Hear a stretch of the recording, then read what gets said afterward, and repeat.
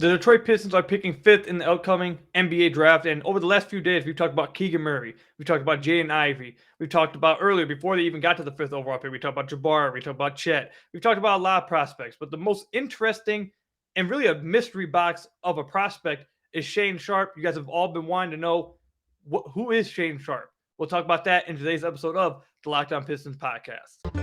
You are Locked On Pistons, your daily Detroit Pistons podcast. Part of the Locked On Podcast Network, your team every day.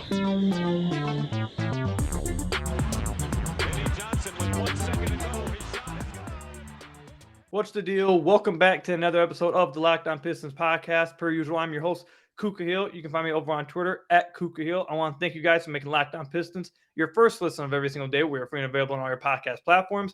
And if you haven't already, or if you're one of the 50% of people who are watching this on YouTube and have not hit that subscribe button already, what are you waiting for? Head to the YouTube channel, Locked On Pistons. Hit that subscribe button. We're on our way to 3,000 subscribers. Continuing to show Locked On, we are the best and fastest growing fan base at the Locked On Network. So again, best way to support the podcast. I'd really appreciate it. So far this week, I have episodes scheduled out in advance. I had a lot of interviews I got done with over the past weekend. I believe you guys have already listened to the one with Ant Wright talking about Keegan Murray. We had one recorded. I believe you guys will be listening to that one on Tuesday with Lazarus Jackson, Detroit Bad Boys, discussing his big board and just overall prospects from Jaden Ivey to Keegan Murray to Benedict Mathurin. We had an episode last week with Bryce Simon talking about Benedict Mathurin just himself. Today, we're going to be talking about Shaedon Sharpe, and he is the big mystery box. He is the guy that you guys know who I'm leading towards the Pistons picking, but he is definitely a bit of a mystery box, and not a lot of people know how to feel about him or where to go to feel any type of way about him. And that's what we're going to be talking about today. And we brought Locked On's very own, their scout, big draft person, Richard Stamen. You can find him over on Twitter at Mavs Draft. Richard, thank you for coming on, man. I really appreciate it. Hey, it's good to be here. I've some people have told me I've earned the title of Pistons Draft, so excited to be here. Yeah, I'm not gonna lie. You've interacted a lot with the Pistons community, more than I think anyone else outside the Pistons community has. And to be honest, I'm not gonna lie. Hey, I don't know how, because I grew up hating the Pistons as a Magic fan as a kid. So I don't know how this timeline happened, but here we are. I've been a big Cade fan since 2021, so I just supporting what I see. Fair enough. So let's get right into it. I'm going to ask you this immediate question. I feel like this is where everyone goes to immediately with Shaedon Sharpe. Let's get this out the way. How tough is it for someone like you who, is into prospects, scouts a bunch of prospects and makes big boards, and, that's like what you do. How hard is it for someone like you and other people out there, like our own Raphael, our Barlow, all kinds of people? How hard is it for someone who didn't play college basketball, skipped out a year, and the only tape that you have on him over the past 2 years, I believe, is high school and what's it called, EYBL, the AAU circuit, whatever. How tough is it to really get like an opinion and a firm report on a guy like Shaedon Sharpe? Yeah, it's not easy, because for all of you that have ever watched a high school mixtape, you can find any top 50 prospect in high school and they look like Michael Jordan on the basketball court. Like, the talent gap in high school is just ridiculous, and everybody looks like a god. So there's things where I'm like, okay, this was really impressive, but at the same time, will it translate to the NBA? What is he doing? There's a 6'7" guy on him, not a 6'1" or 6'2" guy with long arms, something like that. So it is really hard. This is also my first year fully scouting high school basketball, so it's a major adjustment for me. I'm hoping that my evaluation isn't completely off base, not to completely sell myself short, but I really do think that you can tell a little bit what sticks in high school and what doesn't. Fair enough. So I guess with that, we might as well just get even further into it now. What do you think about Sharpe as a prospect? Just very bland and very base level thoughts, and we'll obviously dive into it more of your thoughts as the podcast goes on. But just if you could give just like a base level opinion on him as a prospect, like where do you have him going? Is he a top 5 prospect to you, top 7, top 10? Like what's your base level thoughts on him? Yeah, I have him top 6, or I should say number 6. But I have him number 6 on my board. I could see him going as early as 3 or 4 if somebody really wants to get bold and shake things up. I don't know how likely it is because I mean he is a mystery box, but for me, the thing I tell people, the one sentence on him, the elevator pitch is he's a 3 level scorer with length and potential to play make a little bit here and there. And, you hope that the shooting is the biggest question mark of it. 7 foot wingspan, can finish at the rim. You hope that the shooting comes along, and if so, he's a 3 level scorer with length and explosive athleticism, I should say. Fair enough. So I've said this on the podcast a few times over the past week or so. I watched this scouting report on him. It's from T and Rockets on YouTube. I thought it was a tremendous scouting report. I'll probably link it down below for you guys to watch if you guys haven't already. I really liked it, and it went through his weaknesses, his strengths, and why I came away higher on him after the video than I was before. But definitely, there's no way of sugarcoating it. There's some scary stuff about him because he is a mystery. But we haven't seen him play against anyone outside of high school players and then AAU competition, which AAU for me is it's tough to really get a lot from AAU for me. So it is tough. So based off everything that you've watched and all the film that you've watched with him, what's some of the scariest things about him? We'll get into his strengths later. I feel like his strengths are some of the things that everyone basically has known. His highlights are going all over the place. Feel like everyone knows about his archetype. We'll get into that a little bit later. But some of the scariest weaknesses, things that should scare teams away or could scare teams away, what are those deficiencies with him? Yeah, I mean, first of all, his defense, we have no idea. No superstar in high school plays defense for the most part. So I don't know what his defense is like. In theory, an athlete with 7 foot wingspan on the wings should be a good defender, but who knows? The shooting, I don't know. He's not consistent from three, I don't think. His form isn't exactly great. It's not bad, but it's not good. So that could be something that comes up. But the thing that really does scare me is there's times he gets an unathletic guy on him and he doesn't separate on the drive. And when you're as explosive and as athletic as he is, he should be doing that 100% of the time. That's one of the things where, a lot of times you can say, all right, you can't expect 100% production out of somebody repeating it every single time. But like when you have that matchup, you should 100% be blowing guys out of the water, just blowing past them and everything. And he just didn't do that consistently in high school. So I don't know. The separation ability kind of scares me. If that is a real thing, it could have just been he didn't try on those plays. I don't know, but separation is the thing that scares me the most. All right, so what about and after this we'll move on and we'll get into his strengths. We'll get into the ad break first actually, but then we'll get into the strengths and stuff. But let's talk about this because this is another thing that a lot of people in the Pistons community want answers to. I'm sure the GMs are going to get this answer from him in pre-draft process. How concerning to you is it, or do you care at all about the fact that he didn't play in college, that he chose not to play? Is that something that you feel like is going to be I think it's obvious that it's going to be a question asked by GMs they're going to want an answer to. But is that something to you that like gives like a red flag? Is that something to be concerned about, or is it not? It is what it is. And I think it is what it is. Anthony Simons didn't play in college. He passed it up. Obviously, he just went from high school to there, but pretty much all things considered, Shaedon Sharpe did the same thing. I don't think there was like, I'd be more alarmed if it was the thing where he was like, oh, Coach Cal did something, I'm not playing for him now. That would be alarming. It just seemed like, this was the quickest path to the pros, kind of just faking that he would play. And sometimes you got to do what you got to do. I'm not too worried about it. I also saw a little bit from some quotes from scouts over I believe it was yesterday's. I believe we're recording this on the 23rd, so I believe it was on the 22nd. Some scouts said to our own Rafael Barlow, basically questioning why is he hiding? He's not participating in this combine. He's not participating. He didn't play in the scrimmage, even though I believe Rafael Barlow said that 40 of his top 50 prospects didn't even play in the scrimmage or whatever, the little game. But anyways, they're basically scouts are questioning what's he hiding from? How long is he going to hide? He can't hide forever, blah, blah.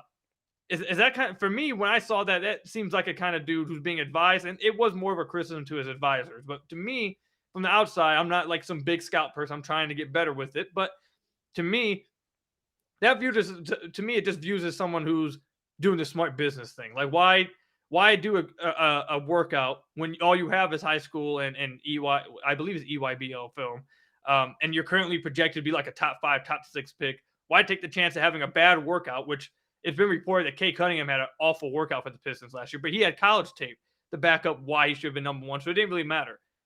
A workout for Shaedon Sharpe is going to be, it could be make or break for him because that's all that like is the best film that you're going to have on him going all the way back to his high school career. So for me, it just seems like smart business that, I'm not going to risk it. I could have a bad workout. People have bad workouts, but to me, it could hurt me more than it would hurt any other prospect that went to college. Is that how you get a read on it, or are you more concerned about that? Yeah, I guess my thing is like people are already considering him a top 5 pick. Is playing really going to elevate him that much? Like, how many top 5 picks play in the combine and they don't? And it's one of those things for me where less is more in the way the mystery. Like, if you pass by something every single day, right? Like, say it's a restaurant that's a hole in the wall, and you're like, I want to try it. I want to try it. It has good reviews, but I've never tried it. Like, in your head, that place really can't be bad, I guess. And if you have it and it's horrible, suddenly every time you drive past it, you're gonna have negative memories. Like, it makes things bad. Like, it's just gonna leave a bad taste in your mouth. And suddenly, you know, you drop it down your list, you're like, oh, that place isn't good. And then if he makes any mistakes, everybody's gonna look at it under a microscope. What does he have to gain? I mean, is the difference between the 5th and the 3rd pick really worth it? Like, he's for sure going in the top 10. And we say every single year, like, why are the top 10 guys not playing suddenly? And we know the answer is because they have nothing to gain. And why is Shaedon Sharpe that same way? To me, it sounds like a salty scout personally that is picking in the top 10 and it's like, well, I wanted to see him and like paid all this money to go out and see him. It sounds like a fan who got to see their favorite player sitting on a back-to-back. Fair enough. I got that same type of vibe. It didn't really mean much to me. I literally thought the exact same thing you just described there. So I know some of you guys saw that quote and you guys tweeted it at me. For me, I'm not concerned about that. It honestly doesn't make any sense to do in his position. I would probably do the same thing. It's just smart business in his position. So when we come back, we're going to talk about some of his strengths, reasons why he's considered, why he's a mystery box. He's still projected to go like top 6, top 7. We'll talk about why so many teams seem to be so interested in him when we come back from the ad break. But first, I have to tell you guys about one of our sponsors, you guys' favorite sponsor, Built Bar. I love brownies, but you know what I love more? The brownie batter.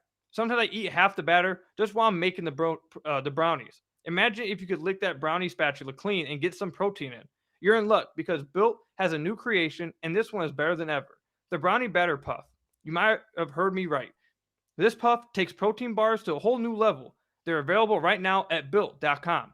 Have you tried the Built Puff bars yet? I'm not sure what you're waiting for. Puffs are chocolate-covered marshmallow protein bar. That's right, delicious flavored marshmallow covered in 100% real chocolate.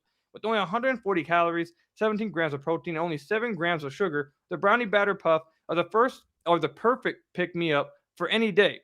All Built Puffs are covered in 100% real chocolate. And it's not just the Puff bars, it's all Built bars. They're all covered in 100% real chocolate. That means with Built, you can eat healthy and actually enjoy eating it. The brownie batter puffs will have you completely forgetting that you are eating a protein bar. No need to go pinch yourself. This is real life. Go to Built.com to get the brownie batter puffs right now. And I can't tell you that it's going to be available tomorrow. It's a limited time flavor. They're constantly coming out with limited time flavors, what feels like every other day. And you guys know they have all kinds of other flavors too, like raspberry, strawberry, blueberry, cherry barcia. You guys know my favorite is the peanut butter flavor. So again, make sure you're checking out Built.com to see all those delicious flavors at Built.com. Again, go to Built.com, use promo code LOCK15, and you'll get 15% off your order. Again, use promo code LOCK15 for 15% off at Built.com. Built Bar, the best tasting protein bar ever. So I want to thank you guys again for making Locked On Pistons your first listen of every single day. We're free and available on all your podcast platforms. And if you haven't already, head to our YouTube channel at Locked On Pistons. Hit that subscribe button. I'd really appreciate it. It's the best way to support the podcast. You guys get all that jazz. So, Richard, I think I've gotten all the negative question I need to ask, or all the concerns or scary stuff about him. Is there anything else that you feel like some listeners should know, negative wise, that may scare some people, or maybe just to have more info on that I haven't asked already? Yeah, the only other thing is that I was looking through my notes. He finishes with his right hand almost exclusively. He's a right-hand dominant finisher. A little bit if he needs to be able to be comfortable going left in traffic, but he's also 18, so like you could say that about probably half of the 2022 recruiting class, which he was supposed to be in. So not anything too alarming. All right, so let's start getting into his strengths then. He was coming out of high school. He was number 1 ranked prospect, wasn't he? I am correct in that? So, yeah, he was a late riser and rose into number 1 for this upcoming recruiting class before reclassifying. All right, so there's a positive right there. He is 6'5". He has a 7-foot wingspan. He's going to be, I believe, 19 years old when the season does start. A freak athlete. There's reports that he has a 49-inch vertical. I don't know if they actually got that done at the combine. I don't think he actually participated, or I don't know if it's even happened yet. But there's reports that he has a 49-inch vertical, which would break the NBA's combine record, believe, set by Michael Jordan at 48-inch vertical. Richard, what's some of the best things, despite the fact, let's stay away from a little bit of the raw jumping athleticism from him. I think that everybody knows about that. What's some of the positives that you've seen from him that make it seem like, I see why people are saying he could be the best player to come out this class? Yeah, I'll actually kind of stay on the athleticism because I'll kind of point out how he uses it in game. First of all, the cuts. He's almost unstoppable with a head of steam, and when he cuts from the corners, it's very hard to stop him. That's when he uses his length well as a finisher. That's when he's using his athleticism as a finisher, using that touch, especially, again, with the right hand.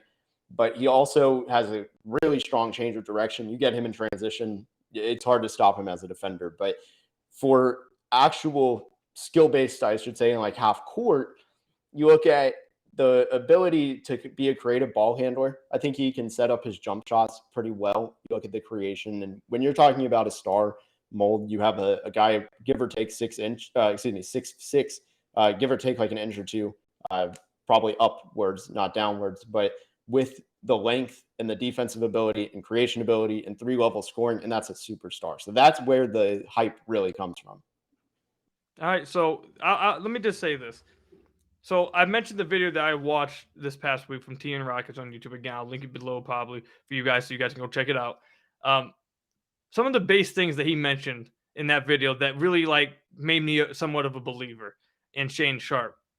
First thing I want to get your thoughts on are his footwork on his jump shots, on his creation and step backs. Is that something that you've seen in your film, diving into the film, that you feel strongly by him with? Yeah, I think, again, just that setting up, I think it really is a good foundation. While the release is kind of awkward, he shoots it a little bit too compact, I should say. And I think the base is there to steady him out. So like the top is fixable. The base is always, I think changing a base is really hard, and his ability to get into shots and all that it's pretty advanced. Fair enough. So yeah, that was one thing that I really liked that I saw from him. And the second thing that I really liked when I was watching that video that I want to get your thoughts on is there's questions about him as being able to be a playmaker at the next level in the NBA. But one of the things that was pointed out that should give some thoughts that he could potentially do that is he never seemed to panic when he was trapped. He never seemed to panic when he had to make the easy pass. He routinely made the skip ahead pass in transition. When he got a rebound, someone was open down the floor, he made that pass. He just didn't seem like he ever was panicked or was scared or second guessing himself when defenses pressured him. Is that something that you also came away with? I didn't find a ton of situations where that happened. Personally, I didn't see that in game, or at least take note of it. But it makes sense because the passing ability is kind of going into that creation ability where he knew how, like you said, he knew the next play and he knew how to keep the ball flowing. So it doesn't surprise me that he has the poise that if you saw it. That was something I could never really find much tape of to actually get a strong opinion on. Fair enough. And this is something I want to ask you about as well. We're asking a lot of questions to Richard here. This is basically, we're setting him up for a long Q&A on this episode. Another question is, so there's been many questions I've seen about the quickness or the explosion off his first step. People have questioned how explosive that first step is. However, from what I've seen and some of the videos I've watched, some of the things I've read, his first step is isn't explosive you probably would like it to be, but his second and third step is really damn good. Is that something that you also came away with? Yeah, and that kind of leads into that separation ability I was talking about, where it's like he doesn't blow by guys as easily as he should, but something he does is, like you said, that second and third step is really strong, and combined with the length, when he's going up for a drive, he's really hard to stop because his arms are so long that he's going to be able to extend past the defender behind him and then also even at the same time around the defender at the rim. And I think that's something where he can use that weird the give and take of the athleticism to his advantage. All right, so I'm gonna have you do this for us here. If you were Shaedon Sharpe's salesman and you were in front of 30 NBA GMs and they came up to you and said, Richard, tell us why Shaedon Sharpe is a top 5 NBA draft pick. Tell us why he could be the best player from this draft class. You have 1 minute. Yeah. What would you say? Who in this class, first of all, has the better tools than him, outside of maybe Chet Holmgren, to be a superstar? You look at the length, the athleticism, the creation ability, the shooting, and the defensive upside with those physical tools. There's really just not a better blend. Like, you can't, when you draw up a superstar, Shaedon Sharpe not let you draw up. He's a shooting guard, around 6'5", 6'6", very long, 7-foot wingspan, knows how to use that length already. He's polished enough as a young player where you can probably play him a little bit in year one, and his upside is completely untapped right now. Like, you could get him as a superstar probably by year 4. The risk, not that bad. I really have a hard time with someone of his frame and build and athleticism and honestly just overall tools failing in this league. All right, fair enough. You convinced me. I was a little bit convinced already before the podcast, but that right there convinced me completely. Well, when we come back, we'll talk about and we'll ask Richard why Shaedon Sharpe over Jaden Ivey if the Pistons at 5. Why him over Keegan Murray? Does he fit with Cade Cunningham? Should the Pistons take this type of risk? We'll go through all those kind of things when we come back. But first, let me tell you a little bit about BetOnline.net. Our partners over at BetOnline continue to be the #1 source for all your betting needs and sports info. Find all of the latest odds, news, and sports developments, including this year's basketball playoffs, Major League Baseball scores, fights, and even next season's NFL futures. BetOnline is your continued source for all your sports wagering information, from live betting to playoffs, esports, and more. Head to the website today or use your mobile device to learn more about their trends and action today. And if you head over to betonline.net, you'll see, again, it's not just basketball or MLB or football. It's boxing, golf, hockey, horse racing, martial arts, soccer, tennis, and all kinds of other stuff that you guys can have fun with. And I told you guys in the last episode, this is the one series I think I've gotten completely right for you guys. I told you guys to take that -700 with the Golden State Warriors to win the series. They have now moved up to 3-0. Their money line is now -900 to win the series. It's not going to Mavericks aren't going to win this series. It's over. It's over. So go ahead. I hope you guys listen to me.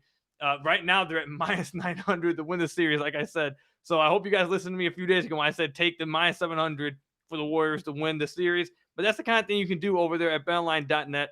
Make sure you're checking out their website or use your mobile device to learn more about the trends in action today. BetOnline, where the game starts. So I want to thank you guys again for making Locked On Pistons your first listen of every single day. We're free and available on all your podcast platforms. If you haven't already, head to our YouTube channel at Locked On Pistons. Hit that subscribe button. I'd really appreciate it. Best way to support the podcast. You guys get all of that. All right, Richard. So this is something I wanted to ask you as well. Oh my God, it just completely just left my mind. You literally just mentioned it. His risk. That's what it was. I completely forgot. I went completely brain dead for a second there. All right, so he's obviously viewed as a high risk, high reward. Just how high of a risk? I think everyone is a lot of people understand how high of a reward he is, but just how high of a risk do you actually think he is? Like, on a scale of 1 to 10, he's probably like a 5, just because we don't know like the ins and outs of these weaknesses. We don't know how much of his strengths even are real, and we don't know how much of his weaknesses are super real. But at the same time, you look at somebody who is as athletic as him, can thrive in transition. There's a spot for those guys in the league, and especially if he tries on defense in the NBA, I have a hard time seeing him being a bad defender. So a lot of the tools he has, he knows how to use, and I really don't know if those tools can be set up for failure. It feels pretty hard unless you're like a James Young, unless he like really doesn't try to get better in the NBA. He's going to be his own worst enemy. That's the only way he can fail. Oh, fair enough. I like that. So let me read you these 3 comparisons that the Ringer used to compare him to, and you tell me which one you like the best.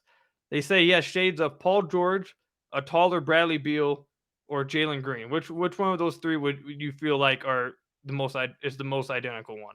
Yeah, I would say the blend of Beal and Green. I use Jalen Green as my comparison, but he's not 1-to-1. He has a little bit more creation ability, but in terms of just overall scoring, he's Jalen Green. All right, fair enough. So obviously the Pistons are going to have a ton of different prospects and people available to pick at the number 5 position. There seems like that they're really interested in Keegan Murray out of Iowa. They seem like they're really interested in Benedict Mathurin, who's out of Arizona. They got obviously Shaedon Sharpe. They got Jaden Ivey, who could fall to them. From Purdue, if I remembering correctly. Why Shaedon Sharpe out of those guys? If you are the Detroit Pistons, why are you picking him?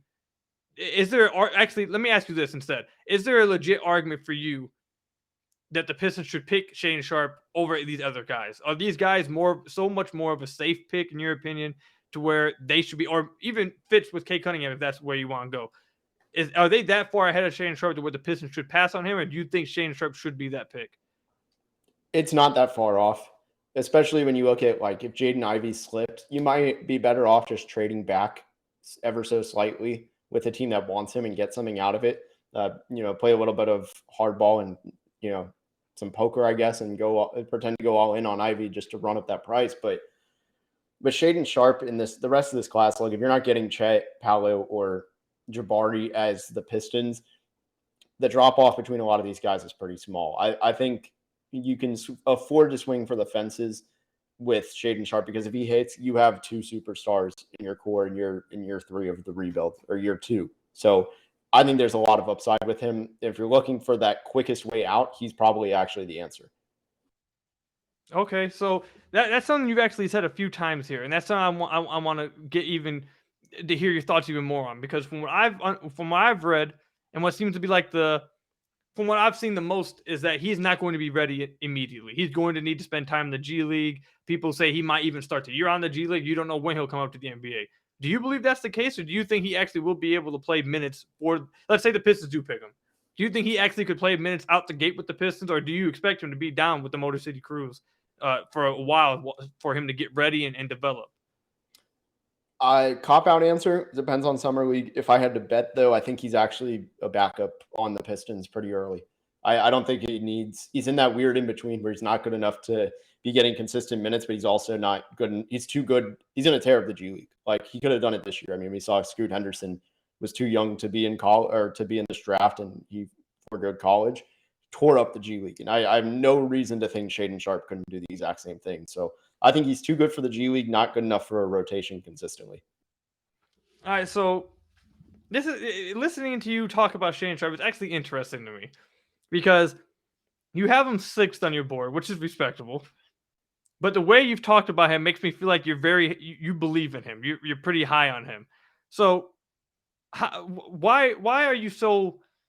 How do I ask this question? How do you have so little? Because the question I get asked to me a lot is, how do you have such confidence in him becoming an NBA player? How are you not scared about this? How is he not having college film not scare you so much? How are you able to see and be this confident and this high on a player like this?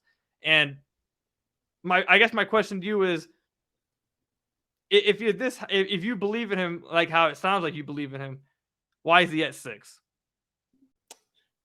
Man, the hardest thing to do to a draft person is ask them to explain their logic, because half the time I they know. can't. But no, the real reason is I mean, you have to account for the fact that there is real risk with him, and that my evaluation of his floor, which I'm going to be just perfectly blunt, I can tell you what those tools are for that are needing to be improved. I can't tell you how much they need to be improved, and that's a thing for me where I'm trying to account for that margin of error.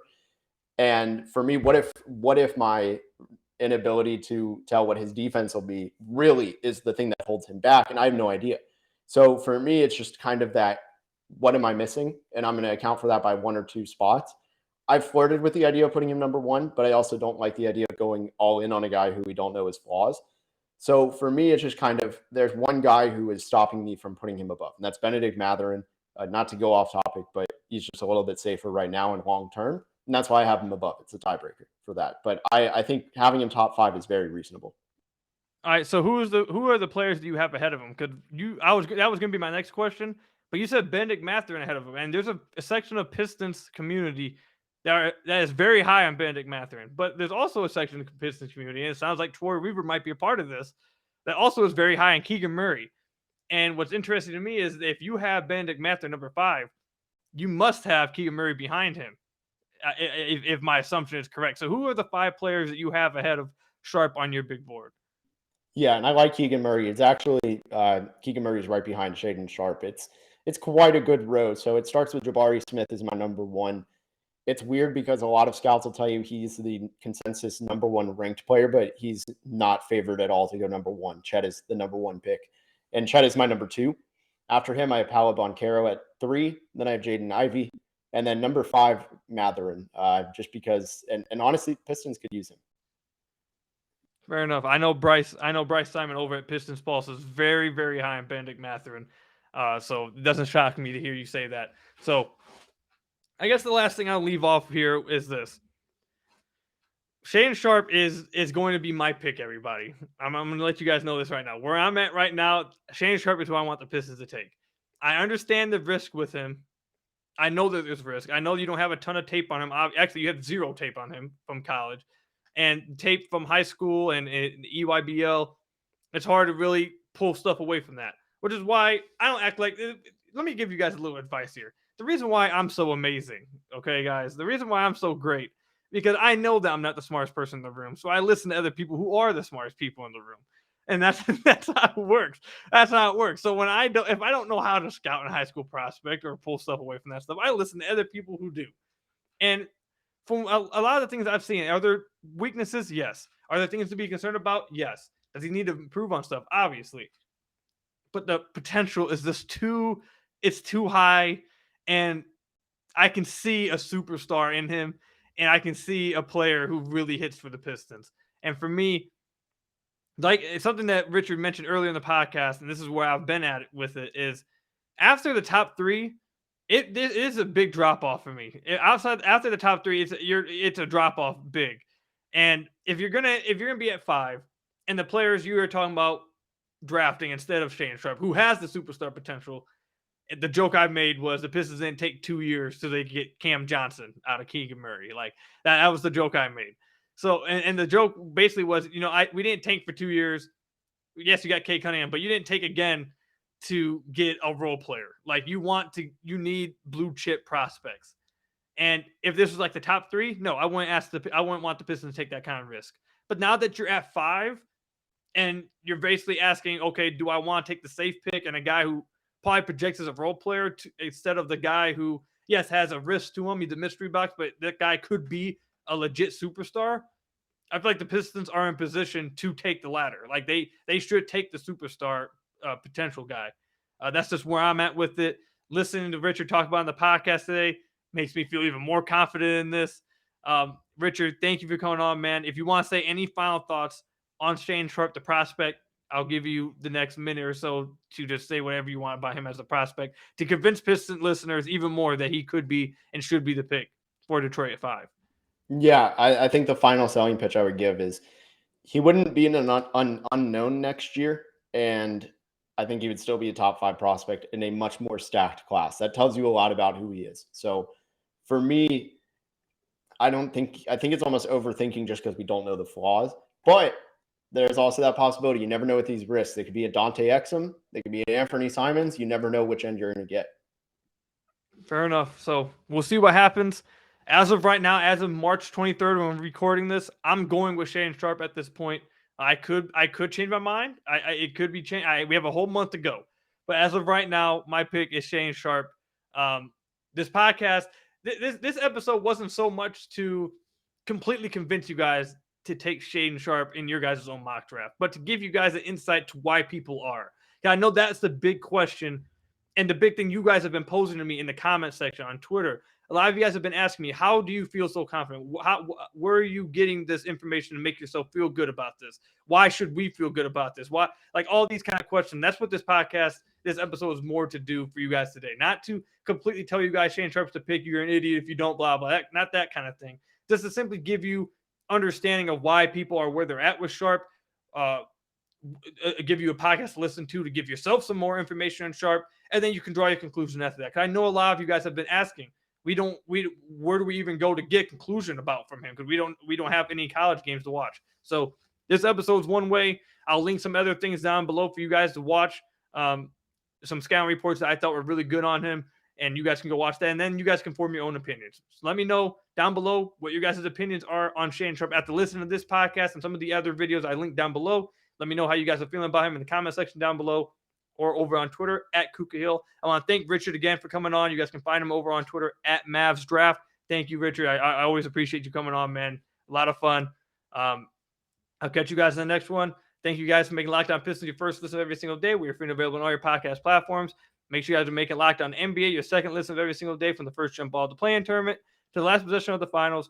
Locked On experts taking you deep inside the playoffs with inside analysis affecting all 30 teams. Until the next podcast, I'll see you guys later. Shaedon Sharpe is my pick as of right now. Don't kill me too much. I'll see you guys then. Peace out, everybody.